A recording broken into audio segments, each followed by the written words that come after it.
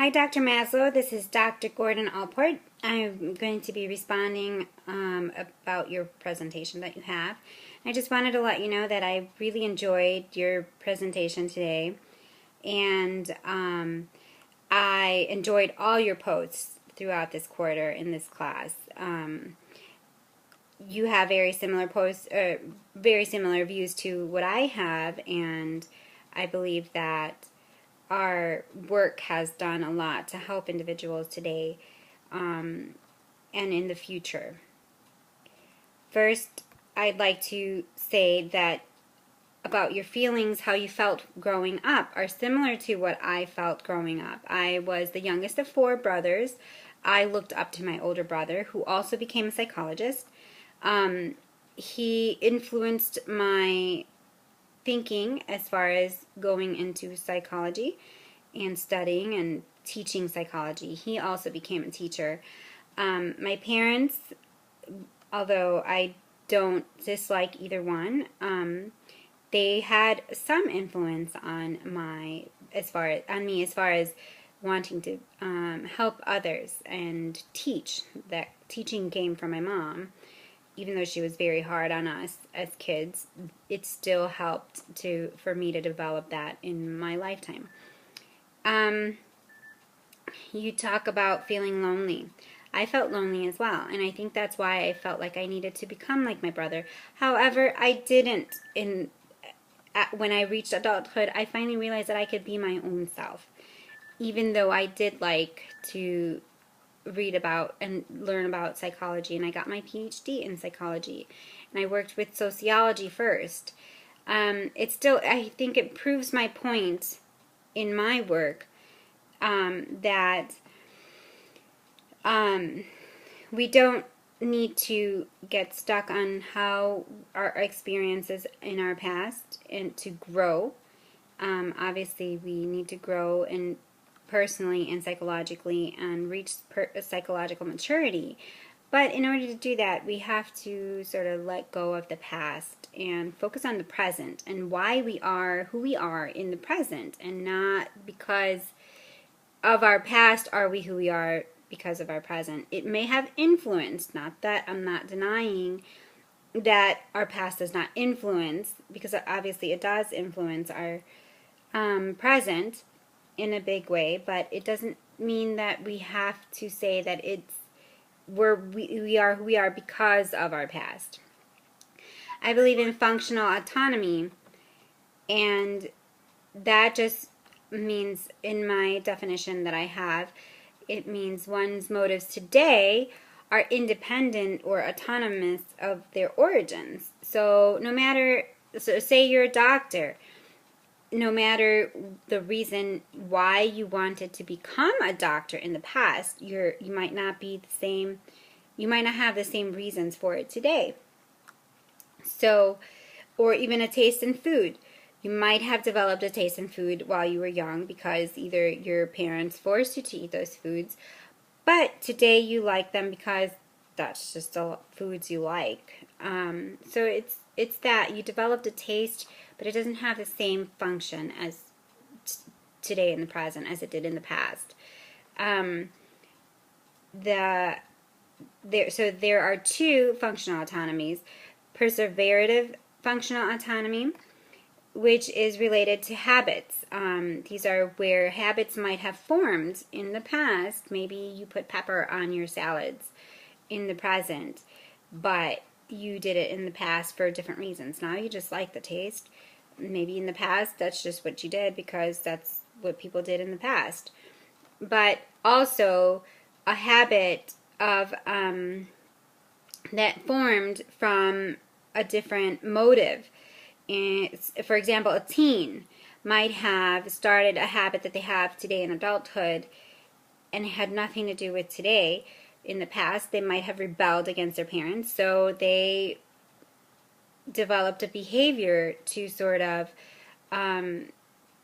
rebel against their parents' wishes. So for, say, cigarettes, maybe teens started smoking to rebel against their parents. Maybe their parents might have not known that they were smoking or that they picked that up, But today, in the present, they are not rebelling against their parents. They are doing it because it was a habit that formed due to the continued behavior of the past. But it's serving a different function today. So that's what the functional autonomy is, and the perseverative functional autonomy. And then there's appropriate functional autonomy that is still habits, but it's more of self-directed.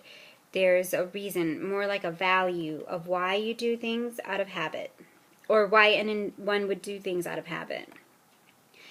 The hierarchy of needs pyramid that you talked about is similar to my description of how the proprium has 7 functions. So this would be the 7 proprium functions, which are were the basis of my studies of individual.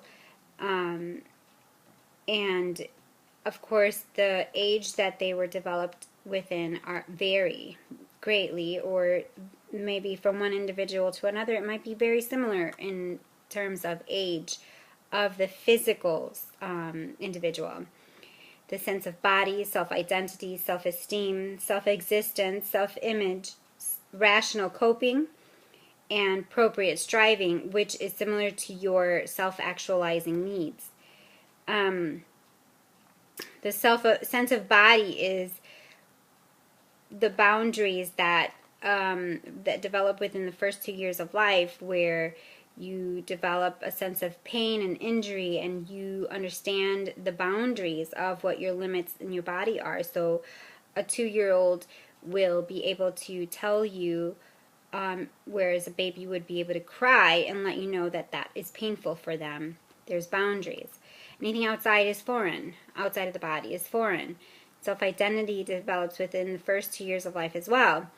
And this is where an individual tries to become an entity, an individual entity, such as a child, a 2-year-old. A parent might tell them, no, don't do something, and they're going to do it. Why? Because they know that they are an individual. They want what they want, even though they don't realize why they want it.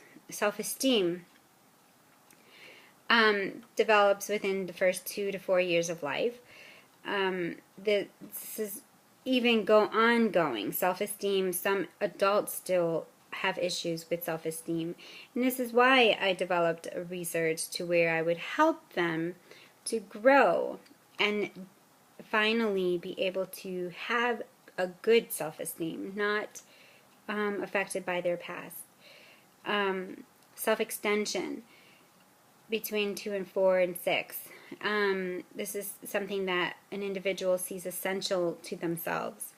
Self-image is how they see them or somebody else sees them.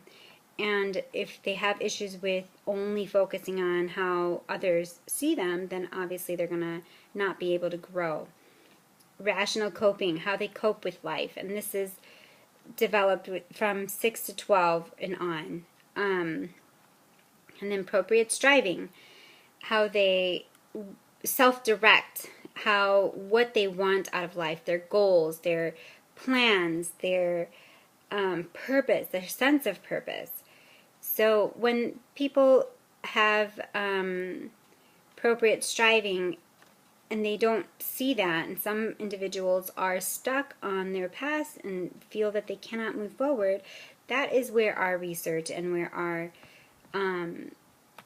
theories help those individuals. And I believe that that's how our theories can help human suffering, is because if we encourage and we motivate to move forward and away from how our past affected us and how our past may have made us feel, today, the present, is where we need to make sure that the people or individuals focus on the present so that they can move forward and they can eventually reach their goals and have psychological health. And the criteria that I feel maturity is reached is when an individual has all of these. They have a sense of self, a warm relating of self to others, emotional security, which is self-acceptance, realistic perception, skills and assignments, self-objectification, meaning they can move away from certain situations. They can have insight and humor in certain situations. They can laugh at themselves and move forward. And a unifying philosophy of life. When individuals realize that their beliefs, perceptions, priorities, and their traits, which are characteristics, and I describe those as characteristics, unique characteristics for each individual, when they accept all of that, and when they realize that they are who they are today because of the choices that they make today, I believe that is when they will be able to move forward, and they will be able to help humanity as a whole and reach psychological health and maturity. And I believe my research opened up the path for your research and your humanistic studies.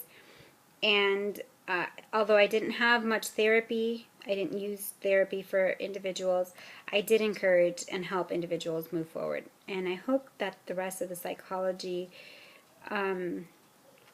field and researchers and theorists continue to use those motives and ways of helping individuals move forward. I hope you enjoyed my post. Thank you for yours.